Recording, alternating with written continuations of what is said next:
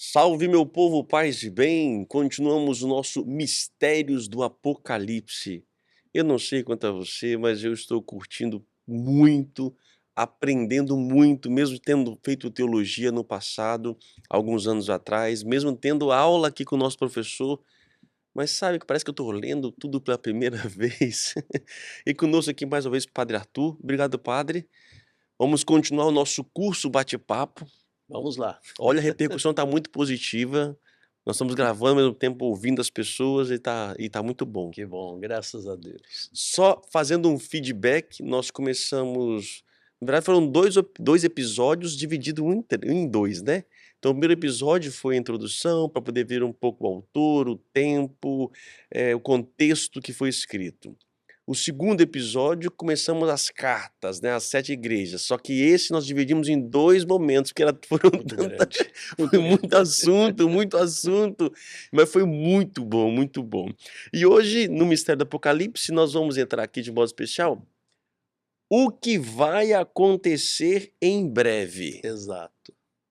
O senhor falava que o Apocalipse ele fala para o que vai acontecer muito em breve. Isso, E a gente falava que é não é uma questão simplesmente futurística, mas uma questão para o agora do tempo bíblico, presente. tempo presente, mas que também se aplica à nossa vida de hoje.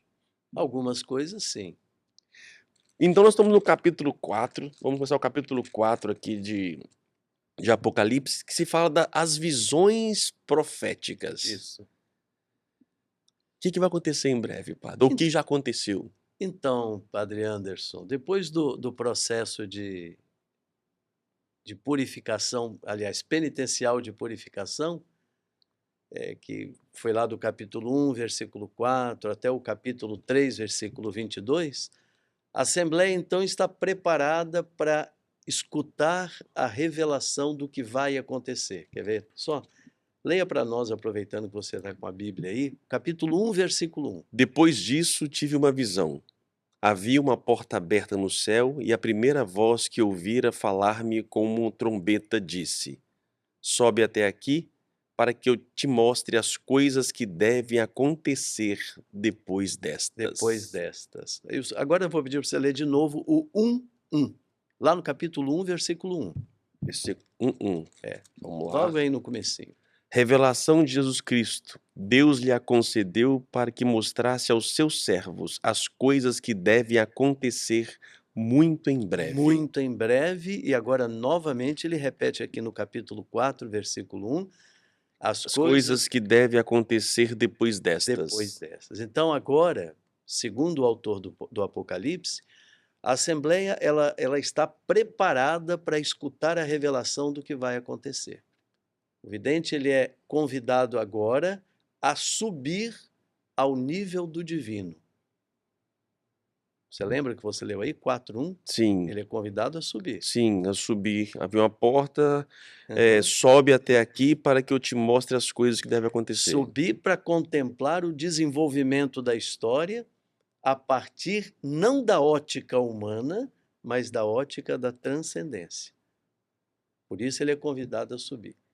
E aí, nessa parte que agora nós vamos estudar, que vai não só de 4:1 até 5:14, mas que vai é a segunda parte do Apocalipse, que vai de 4:1 até 22:5, até o capítulo 22, aqui então com um amplo emprego de imagens, utilizando numerosos símbolos, o autor ele apresenta o desenvolvimento dessa história em 5 quadros. Isso aqui que é uma coisa importante. É Hum. importante a gente saber disso, são 5 quadros. Do capítulo 4 ao capítulo 22 Ah, 5 temos 5 quadros, quadros. O primeiro é o que nós vamos estudar hoje, que são as visões proféticas. 4:1 a 5:14. Esse é o primeiro quadro. O que ele faz aqui? Ele situa o leitor numa ótica adequada. Ou seja, a história só pode ser decifrada a partir de Cristo.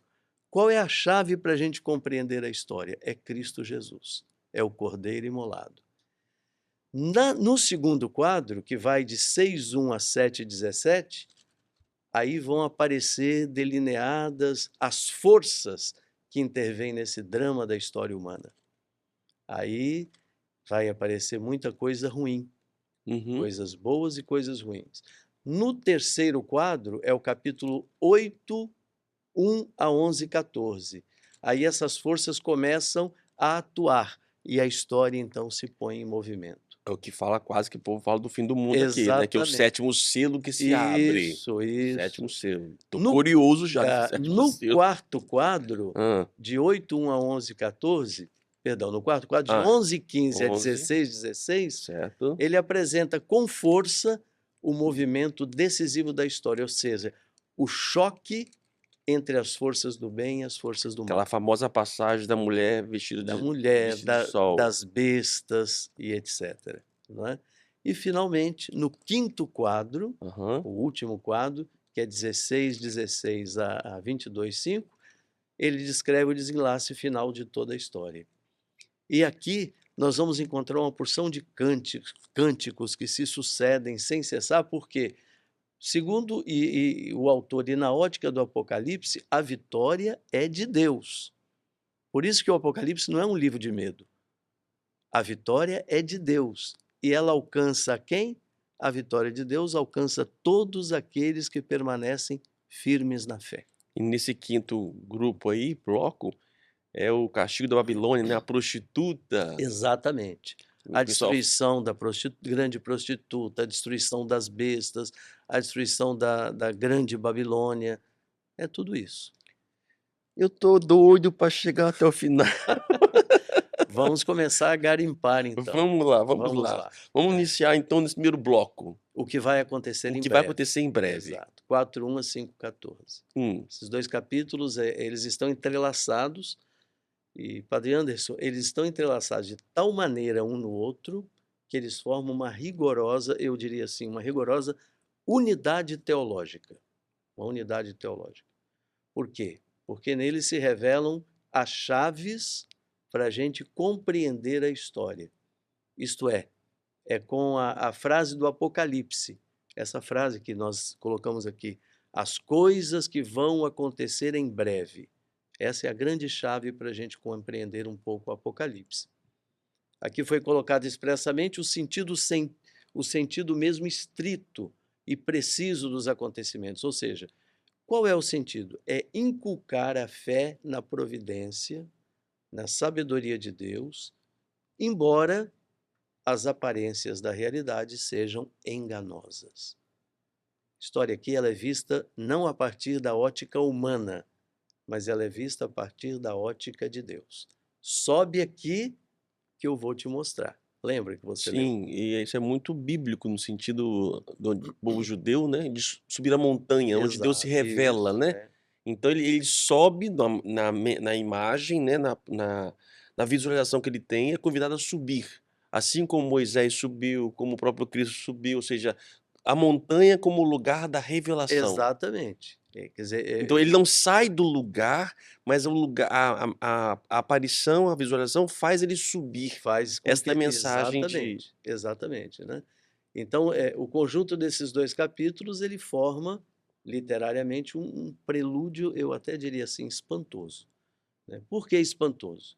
E ao mesmo tempo majestoso. Por quê? Porque os símbolos que aparecem aqui, eles todos se manifestam impregnados de força.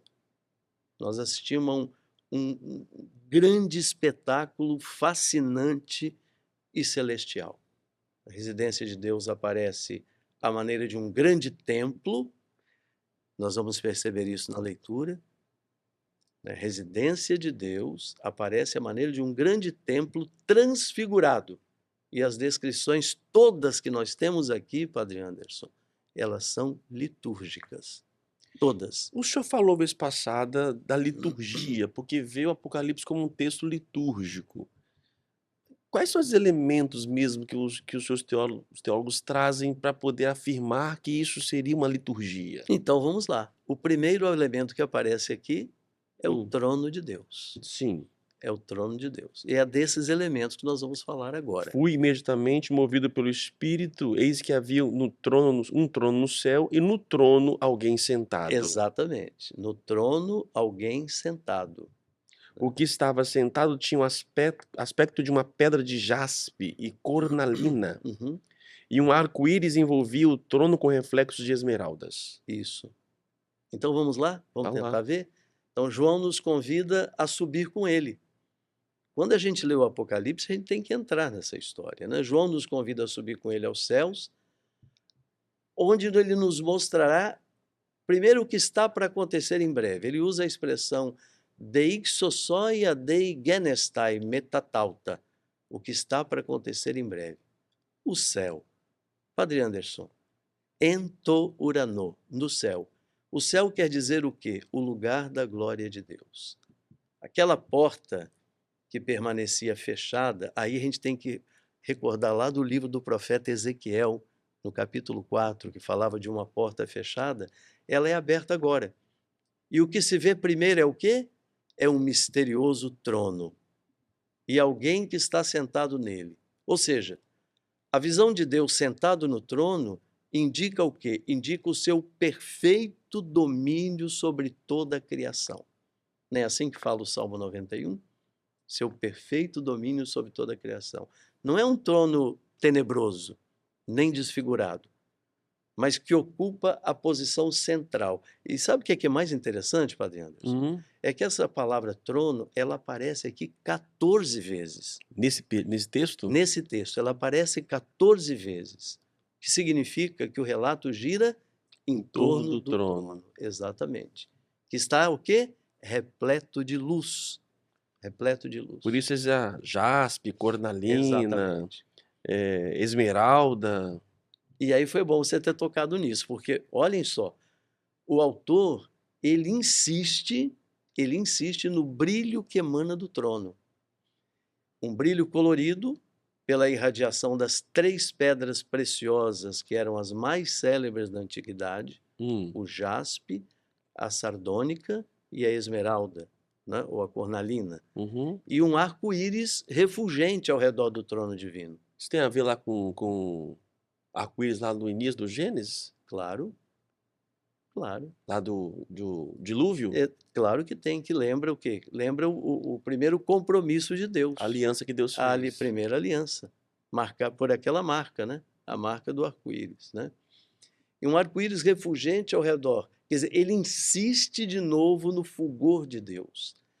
Olha, Padre Anderson, se você for, por exemplo, e quem está nos ouvindo também, se for lá em Ezequiel, capítulo 1, versículo 28, você vai encontrar algo parecido.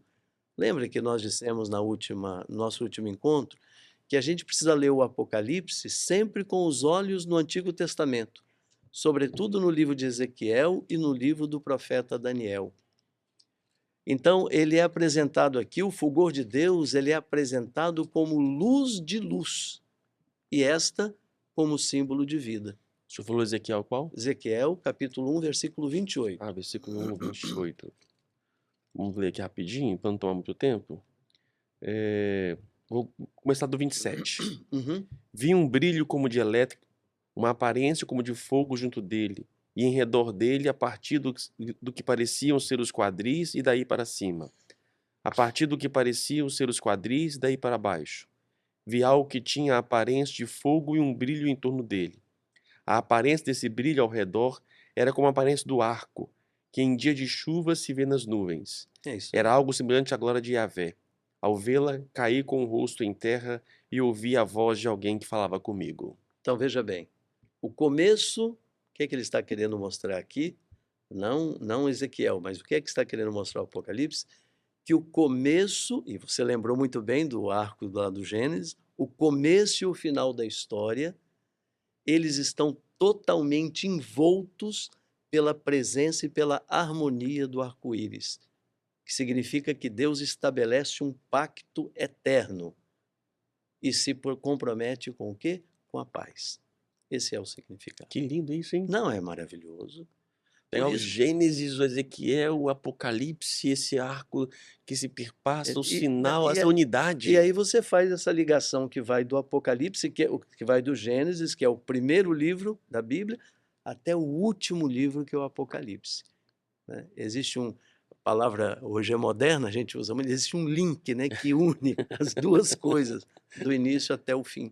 Quer dizer, Deus está presente e esse pacto de Deus, ele é eterno. Então, ou seja, João, ele é convidado a subir, depois que ele vê as igrejas, as 7 igrejas, ele é convidado a subir, e aí onde ele está subindo? Num trono. O trono de quem? De Desse Deus Deus. glorioso. Que Deus Exatamente. é esse? Esse Deus do Gênesis, dos profetas, esse Deus que Jesus Cristo... E até poderíamos dizer, é o Deus do cuidado. É o Deus do cuidado. É o Deus que cuida de nós, né? E aí você veja só, nós estamos aí no capítulo 4, versículos de 1 a 11, né? Então, o que que tem aí de 4 de 1 a 11? Os relâmpagos, as vozes, Isso. os trovões. Agora é interessante porque os relâmpagos, as vozes e os trovões, isso contrasta um pouco com a contemplação tranquila do trono de Deus. Não sei se você concorda comigo, Concordo, não é? mas por outro lado as manifestações lá de Moisés, É, as tábuas que recebe as tábuas da lei, Pentecostes, bem lembrado. tudo isso É. é bem Bem, barulhento, bem lembrado, porque esse simbolismo, vamos dizer assim, bucólico. mais bucólico e acústico, né? Um simbolismo acústico e atmosférico, ele é o próprio das aparições de Deus aonde? Você lembrou muito bem no Antigo Testamento. No Êxodo, em Juízes, no livro de Jó, nós vamos encontrar tudo isso.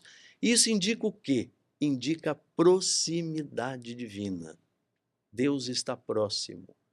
Diante do trono existe também, pode olhar lá, existe um mar límpido Isso, como cristal. Ele não como que um fala? mar vítreo semelhante ao cristal. Rostalasa hyaline homoia cristalo. Cristalo. No Apocalipse, o mar, ele é o quê? O símbolo da potência hostil. É que no mundo bíblico a gente É, aprende a falar que o mar é as forças contrárias, né. exatamente. E aqui Jesus também. andava sobre o mar, ou seja, andava sobre todo o mal, toda a maquinação, tudo que é ruim. Exatamente. Exatamente. Mas no Apocalipse, então, ali nós temos um mar? Ele também, aqui no Apocalipse, ele é o símbolo da potência hostil. Quer ver uma coisa? Dá uma olhadinha lá no Apocalipse 21, 1. Capítulo 21, versículo 1. Gente, adoro isso, gente. Ai, vamos lá, 21:1. Vi então um novo céu e uma nova terra, pois o primeiro céu e a primeira terra se foram, e o mar já não Já existe. não existe. Então, por que que ele está dizendo isso? Porque aqui ele quer afirmar que Deus é o dominador de todas as forças negativas que ameaçam o ser humano. Tudo que ameaça o ser humano tem um limite. É a santidade de Deus, só ela, não a maldade, mas a santidade de Deus é que invade e que ilumina toda turbulência. E porque essa visão também se refere ao mundo criado. Exatamente, Vai vir o reino de Deus, e esse reino de Deus exatamente. não há o mar. E aí já não existe mais. E lá nós vamos chegar lá depois, né, no capítulo 21, 22, ele vai dizer não só o mar, não tem mais templo, porque Deus é o próprio templo, não tem mais sol, porque Deus não precisa de sol, porque na Jerusalém Celeste, que é o próprio Deus que ilumina, e daí por diante. Todas essas coisas vão passar, vão passar. E eu De- t Olha, Depois, pa tô achando ansioso. Padre Anderson, Hã. depois ele fala também, já que nós estamos aí no Vamos lá. 20, de 4 de 1 a 11, Sim. ele fala de 24 anciãos, não é verdade? Isso, ele fala que neles assentavam-se 24 anciãos, vestidos de branco e com a coroas de ouro na cabeça. Isso. Eikos e tessaras presbíteros cathemenos, 24 anciãos sentados. 24 é a soma de 12 mais 12, ou seja, Sim, as 12 tribos de Israel mais os 12 12 apóstolos. apóstolos. Exatamente. Os 12 apóstolos do Cordeiro, que representam o quê? A totalidade dos santos que interviram de maneira eficaz na história da salvação, e que louvam a Deus. Porque lá diz, você já leu aí, os anciãos estão vestidos de branco, Isso. em rimatios E leucóis. com coroas de ouro na cabeça. Exatamente. Isso indica que eles estão configurados com o mistério da morte, vestidos de branco, né? E da ressurreição do Senhor, porque o Senhor também aparece vestido de branco. Eles participam da glória de Deus e do seu domínio real. Eles estão sentados, cathemenos, com coroas de ouro na cabeça, tas kéfalas auton Stefanos rizóis. Vejam só, não só, mas estão a interceder. Estão sentados, com coroas de ouro na cabeça. Estavam dispostos, assentados 24, vestidos de branco, coroas na cabeça. Aqui não sei. E estão o quê? A interceder diante do trono em favor da humanidade. Em favor da humanidade. Depois aparece uma outra coisa aí. Que eu gosto. O simbolismo dos 4 seres vivos. Esse eu gosto. Coisa estranha. Esse eu gosto.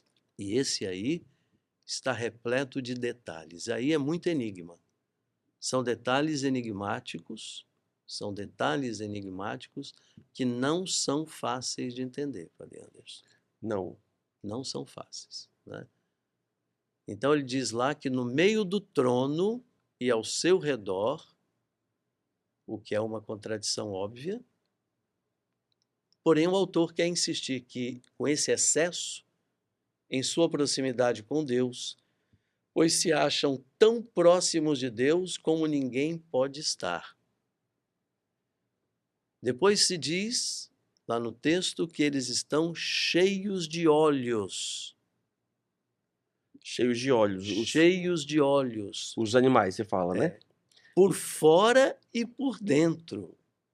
A gente chega a se arrepiar, é um troço estranho. Os 4 seres vivos têm cada um 6 asas e são cheios de olhos ao redor e por dentro. Pela frente e por detrás. Emprosten kai opisten. Cheios de olhos, pior, por fora e por dentro. De novo, uma desmedida quantidade de olhos, né? Na verdade, esses seres são todo olho. Tudo olho. Tudo olho. Você começa a imaginar? Você pensa uma pessoa, não é uma testa cheia de olhos, mais olhos na boca, no nariz, todo o corpo. É uma coisa que dá asco, uma coisa muito esquisita, muito estranha, né? Estão cheios, é todo olho, né? São todo olhos, a saber. Então vamos entender. Por que todo olhos? A ciência, a perspicácia e a vigilância perfeita. Está lembrado do evangelho de domingo passado?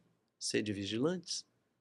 A prudência, a eficácia, a vigilância perfeita. A ciência, perdão, a perspicácia e a vigilância perfeita. Com as 4 referências... Diga, Padre. Não, eu estou pegando só as imagens aqui. Alessandro, só quero aprender a aumentar aqui. Eu esqueci o control aqui. Aumentar rapidinho. Pode falar. Né? Você percebeu também que os seres, né, com as 4 referências que ele faz ao leão. Sim.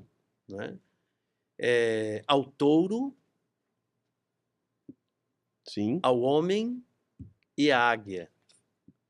Leonte, moscho, anthropo e aeto, a águia. São 4 animais. Por que ele faz a referência a esses 4 animais? Né? Leão, touro, homem e águia. Com essas 4 referências, ele alude a toda a criação. Aqui tá. Aí está. Aqui, tá aqui. Ele alude a toda a criação. Tá muito boa a qualidade, não, mas nós temos aí os 4 animais, né?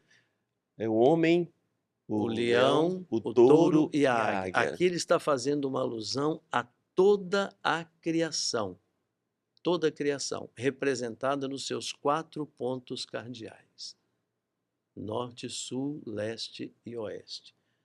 As 6 asas, Pterigazex, indicam o quê? A mobilidade. Vejam que todos têm asas, né? Sim. A asa indica a mobilidade e a agilidade. Esses 4 viventes indicam ao mesmo tempo a ação de Deus e a resposta positiva da humanidade.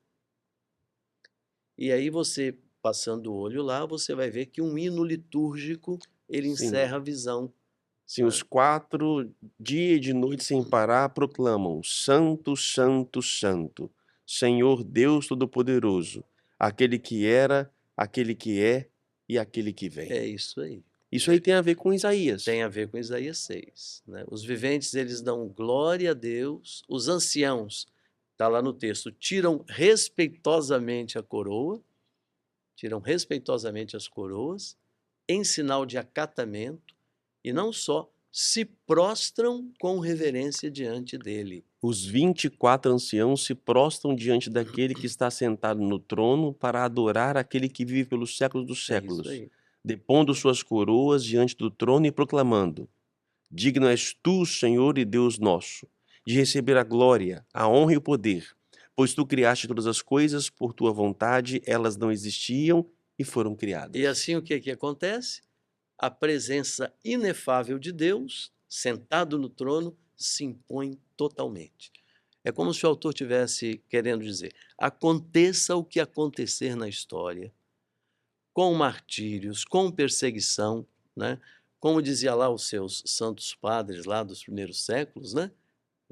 Sangue de mártires, semente de novos cristãos, não é verdade? Sim. Aconteça o que acontecer, quem domina é o Senhor. É Ele que está sentado no trono. E aqui eu faço um parênteses, padres, Sim. aproveitando os padres da igreja citado pelo senhor, esta visão dos 4 seres vivos, que é tomado de Ezequiel, não é isso? Ezequiel que tem essa visão também dos 4 seres vivos, e que Santo Irineu, padre da igreja, no 1º e 2º século, vai usar esta metáfora para poder justificar o que são 4 evangelhos e não mais do que 4 evangelhos. É isso aí.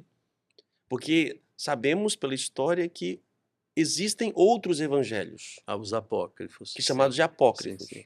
E um dos argumentos que Santo Irineu vai dizer que são 4 e são esses 4, ele pega esse trecho do Apocalipse, linkado com o trecho de Ezequiel, mostrando então os 4 seres. E ali linkando cada um com um evangelista. É isso aí. Que no caso foi mudado depois por Ezequiel, depois mudou, né? Sim. Segundo Irineu é um pouco diferente. Mas aqui nós temos hoje o homem, que é a figura de Mateus, porque Mateus começa o evangelho com a genealogia Exatamente, de Jesus. Isso mesmo. O segundo nós temos o leão, que é Marcos, porque começa No deserto, que é o lugar dos animais selvagens. João Batista no deserto. O terceiro nós temos Lucas, que é o touro, porque começa com o sacrifício no templo de Zacarias. E o quarto nós temos a águia, que é o evangelho de João, que fala da divindade. No princípio se fez carne, veio verbo, se encarnou. E é o símbolo da divindade porque, segundo a crença dos antigos, a águia era a ave que voava mais alto que todas, então ela representava a divindade. Por isso vocês, na liturgia, nos paramentos, nas decorações das igrejas, dos vestimentos dos padres, vai acontecer muito isso, esses elementos aí, ó, que aparecem enfeitando a nossa igreja, simbologia. E que representam ao mesmo tempo a totalidade, os 4 pontos cardeais. Então os 24 anciãos, mais os 4 seres vivos, e ali todos Tudo aqui indica a totalidade de Deus, quer dizer, Deus ele domina, né? E aí vem a ideia, que depois nós vamos falar um pouco mais, do chamado Cristo Pantocrator, é o Cristo Todo-Poderoso. E novamente volta aquela ideia, por mais que haja a maldade, Deus está acima disso tudo, é Ele que é o vencedor. Ele continuou, podemos seguir, padre? Podemos. Ele vê então na mão direita daquele que estava sentado no trono. Então aqui eu vou dizer uma coisa, nós vamos começar aqui o segundo momento. Eu vou chamar esse segundo momento, que vai de 5, de 1 a 14, capítulo 5, de 1 a 14. Sim. Vou chamar de o livro do Cordeiro. O livro do Cordeiro. O livro do Cordeiro. Beleza, nas visões proféticas. Exato. Então, aquele que está sentado no trono, todo brilhoso, com os anciãos, com os seres vivos, todo mundo ali, né? Com tempestades, tronos e assim por diante, o mar, né? Que estava sob água límpida sobre os seus pés. Ele vê na mão deste um livro, escrito por dentro e por fora. Um livro escrito por dentro e por e fora. selado com 7 selos. Uhum. Ave Maria. Então vamos lá, hein? Veja, tudo está disposto a fim de que o projeto divino de salvação comece a realizar-se, cuja iniciativa é tomada por Deus. Ou seja, de seu trono emerge uma mão, e nessa mão, como você leu aí, está um livro. Veja, Padre Anderson, que a mão está estendida. A mão está estendida em sinal de paz e em sinal de comunhão com a humanidade. Está estendida em sinal de paz e de comunhão com a humanidade a quem oferece o quê? O dom de um livro. E ele faz uma pergunta: quem é digno de romper os selos e de abrir o livro? Tisaxios estin anoixai to biblion, kai lysai tas sfrigidas autu. E não se encontra ninguém. É como aquele do Thor, né? Não Que se ninguém consegue. não É que é Arthur, né, que chama lá o o rei Arthur Rei que tira a Arthur, que tira a espada, espada. Ninguém consegue tirar, ninguém consegue abrir. ninguém consegue tirar a espada da pedra. Então não se encontrou ninguém. Ele faz questão de dizer, mas não havia ninguém. No céu, nem na terra e sob a terra, era capaz de abrir nem de ler o livro. Olha só. Ave Maria. E a esperança então se muda em desolação. E também em pranto e em consolo. Eu chorava muito porque ninguém foi considerado digno de abrir de ler o livro. João, o vidente, então começa a chorar, né? Uhum. Chorar amargamente, até que aparece diante dos seus olhos a grande visão. Essa é a visão central do Apocalipse. Lê para nós. Um dos anciãos, porém, consolou-me. Esta? É. Não chores. Eis que o leão da tribo de Judá, o rebento de Davi, venceu, para poder abrir o livro e os seus 7 selos.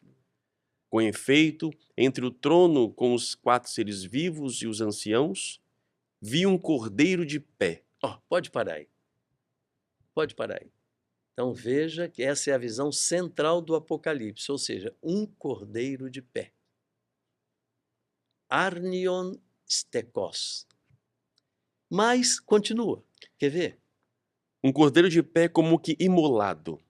Tinha 7 chifres e 7 olhos, que são os 7 Espíritos de Deus enviados por toda a terra. É isso aí. Esse cordeiro estava degolado, ele estava imolado com 7 chifres e 7 olhos. Ou seja, quem é esse cordeiro na visão de João? Esse cordeiro é o Cristo Pascal na plenitude da sua força messiânica, que vai mudar a partir de dentro o rumo da história. Então nós estamos, como no capítulo anterior, no templo. Nós não saímos daí ainda, hein? Nós estamos dentro do templo dos céus, mas agora com a presença transformadora de Cristo, morto e ressuscitado, porque ele estava de pé, diz o texto. De pé. Se estava de pé, é porque estava vivo, né? O leão da tribo de Judá. O leão da tribo de Judá lembra exatamente as profecias que falavam que de Judá, da tribo de Judá, de onde veio Davi, é que haveria de nascer o rei, que haveria de nascer o Messias. Aqui tem toda uma ligação com o Antigo Testamento, né? Então veja também, Padre Anderson, que o livro ele está nas mãos daquele que se assenta no trono, ou seja, o livro pertence a Deus. Esse livro ele contém, né, o desígnio misterioso de Deus sobre a história.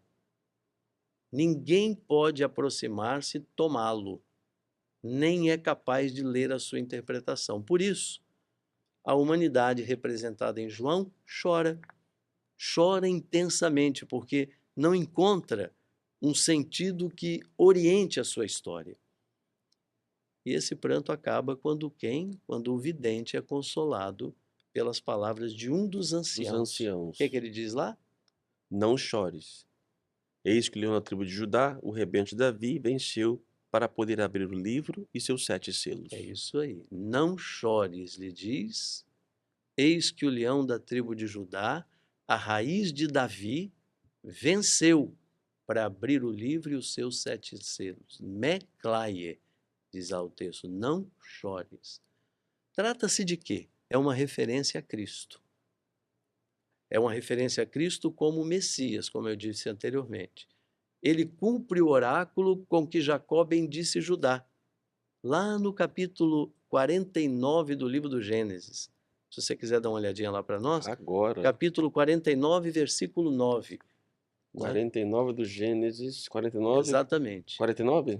Gênesis 49, 9. A 9. É. Judá é um leãozinho, Aí, ó. da presa, meu filho, tu subiste. É isso aí. Agacha-se, deita-se como um leão, como leoa, quem o despertará? É isso aí. Então, o que faz aqui o Apocalipse? Ele mostra que Jesus cumpriu o oráculo com que Jacó abençoou Judá lá no Gênesis. E, ao mesmo tempo, é o broto que cresceu daquela raiz de Davi, é o novo rei, ele que dá plenitude e perfeição a todas as promessas. Só Cristo, morto, ressuscitado, é o intérprete do livro. É ele o intérprete de Deus Pai. E esse livro, hein? O que está escrito nesse livro que ninguém conseguia ler? Então vamos lá, vamos aqui. Hein? Tô preocupado. O livro, o livro, na verdade, é o próprio Senhor. Então vamos lá, vamos um pouco adiante, né? Aí então aparece diante dos olhos atônitos de João e também dos nossos, né, a visão central do capítulo. Aparece solene, porém envolta num simbolismo audaz de Cristo no seu mistério pascal, numa corrente de símbolos que... Vamos tentar agora decifrar os símbolos. Os Vamos lá, símbolos, vamos lá. O primeiro símbolo que aparece aí é o cordeiro. certo? Arnion, se diz em grego. Arnion, cordeiro. É o símbolo mais estranho. Porém, é o mais rico da cristologia do Apocalipse. O símbolo do cordeiro. A imagem ela se apresenta como uma concentração teológica, resultante da perfeita assimilação de 3 modelos inspiradores: o servo, o cordeiro pascal e o cordeiro apocalíptico. É a figura da imolação, que ela é Mas por que própria, o senhor fala estranho? Isso é uma questão muito presente na cultura. mas não na nossa. Não, mas a cultura judaica, Na no cultura caso. judaica, sim. Os Mas sacrifícios, eu a digo, Páscoa, o João Batista que sim, fala Cordeiro de Deus. mas eu digo, mas os leitores somos nós hoje, Ah, tá. né? Para nós ela é uma figura estranha, é uma figura estranha. É a figura da imolação própria do servo do Senhor, que qual manso cordeiro é levado para o matadouro, né? Diz lá o profeta Isaías. Né? E ela também é retomada por Jeremias, no capítulo 11, pelos Atos, no capítulo 8. Então, o cordeiro, ele sempre, no Novo Testamento, se refere à presença de Cristo, que derrama seu precioso sangue como o cordeiro pascal sacrificado, a fim de que o seu sangue seja sinal eficaz da libertação. E essa figura poderosa de Cristo, rei vencedor da morte, um pouquinho d'água aqui. Esse cordeiro que realmente é o Cristo, com certeza a gente se percebe. Como diz aqui, imolado, mas está de pé, né? Como o senhor É disse, porque né? está vivo. É porque está vivo. Está vivo. Rei vencedor da morte, cheio de energia da sua ressurreição, é a imagem característica da literatura apocalíptica, onde aparece um cordeiro vencedor e guia do rebanho, dotado de potentes chifres, Sim, 7 chifres e 7 olhos. que é o quê? Símbolo da realeza. O símbolo do cordeiro para designar a Cristo é único. Não existe em nenhuma outra página da Bíblia para designar Cristo, né? O Apocalipse soube apresentar nesse símbolo animal, de uma maneira original e sintética, a plenitude do mistério da imolação, da redenção e da vitória régia, que corresponde ao Cristo morto, ressuscitado e enaltecido em favor da humanidade. Então, a gente se diz que ele está também, uma outra coisa, ele está no meio, não é isso? Uhum. Em meso, o Cordeiro se encontra no meio e essa posição enfatiza a sua centralidade, já que ele ocupa o lugar mais digno e preferido, o mais dentro possível do trono da divindade. Dele se dirá mais adiante o Cordeiro que está no meio do trono, lá no capítulo 7, versículo 17. É uma alusão à sua divindade. Sua divindade. Depois Certo. se diz que ele está de pé, não está? Uhum. Arnion estekos. A postura erguida se refere à ressurreição de Jesus, lá também no capítulo 3, 20, capítulo 14, versículo 1, no capítulo 15, versículos 2 a 3.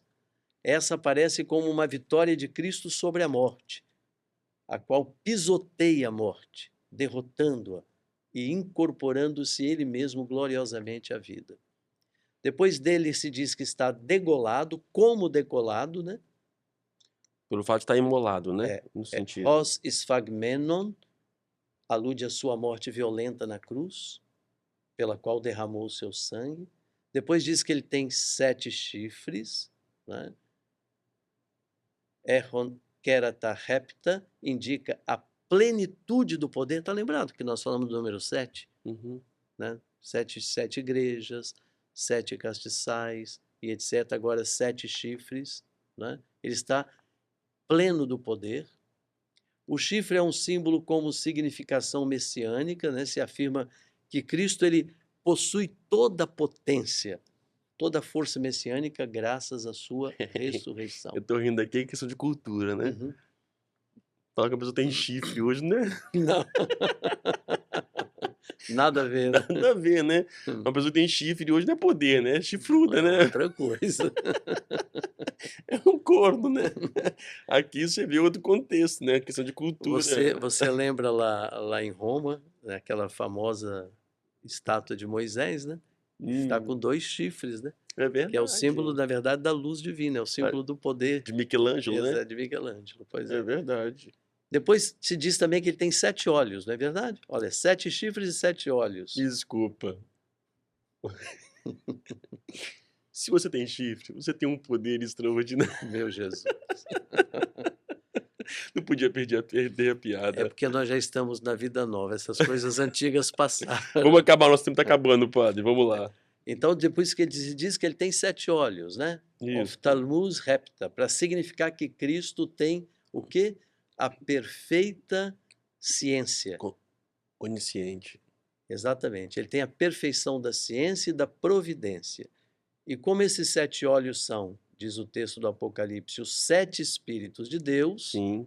Enviados enviados por toda a terra. exatamente, se indica que Cristo possui em si mesmo a plenitude do Espírito Santo e o envia permanentemente à Terra. Então nós vemos lá. João convidado a subir, ele vê uma porta no céu, ele sobe, ele vê um trono majestoso, os 24 anciãos, ou seja, o Antigo e o Novo Testamento, o povo, a humanidade.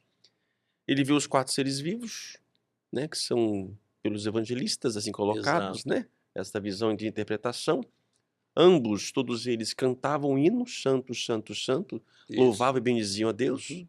E este tinha um livro na mão. Que ninguém conseguia enxergar ou ler, um livro que era por dentro e por fora, com 7 selos, que não podia ser aberto, e alguém aparece, o ancião diz, olha, calma, não chore. Existe alguém, o leão da tribo de Judá, o Isso, rebento de Davi, isso. ele tem o poder de abrir o livro. Exato. Este, então, este que tem o poder, é um cordeiro de pé, como que imolado, com 7 chifres, 7 olhos, que são os Espíritos de Deus. Então, você está vendo, Padre Enzo? Em um só verso, aparece de maneira genial e de maneira concentrada o mistério de Cristo. Sua dignidade divina, ou seja, está no meio do trono, A sua morte está degolado, a sua ressurreição está de pé, a totalidade do seu poder messiânico, ele tem 7 chifres, a sua íntima posse e doação, possuidor ao mesmo tempo da exuberância do Espírito Santo, ele tem 7 olhos que são os 7 Espíritos de Deus enviados à Terra.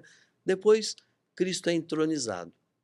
Indica-se, seguindo um cerimonial de investidura, que Cristo toma a realeza e se senta no trono de Deus. Para dar prosseguimento, Padre, nosso tempo está estourado. Nós temos aqui, então, após essa visão, ele veio então receber o livro da mão direita daquele que estava sentado no trono. Uhum.